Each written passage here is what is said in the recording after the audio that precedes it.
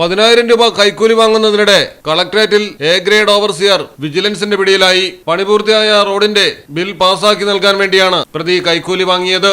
കോഴിക്കോടാണ് സംഭവം. LSGD overseer Naveen രവിയാണ് പ്രതി.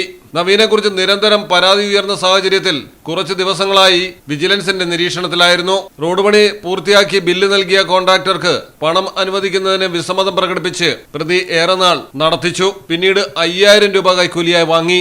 എന്നിട്ടും ബില്ലിൽ നടപടിയുണ്ടായില്ല. വീണ്ടും 10,000 രൂപ ആവശ്യപ്പെട്ടതോടെയാണ് പരാതിക്കാരൻ വിജിലൻസിന് വിവരമറിയിച്ചത്.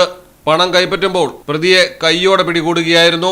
ചെയ്തു തീർത്ത വർക്കുകളുടെ തുക പാസ്സാക്കിയെടുക്കുന്നതിന് വേണ്ടിയിട്ടാണ് കഴിഞ്ഞ ശനിയാഴ്ച ഇവിടെ ഓവർസിയറുടെ അടുത്ത് വന്ന സമയത്ത് കൈക്കൂലിയായിട്ട് പണം ആവശ്യപ്പെട്ടത്.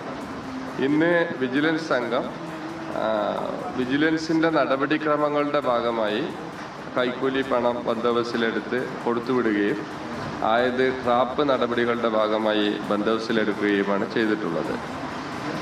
PWD കോൺട്രാക്ടറായ പരാതിക്കാരൻ്റെ വർക്കുകളുടെ മെഷർമെൻറ്റ് AE ചെയ്തിട്ടുള്ളതും ആയത് AXE അപ്രൂവ് ചെയ്തിട്ടുള്ളതും. മലയാളം ടെലിവിഷൻ, കോഴിക്കോട്.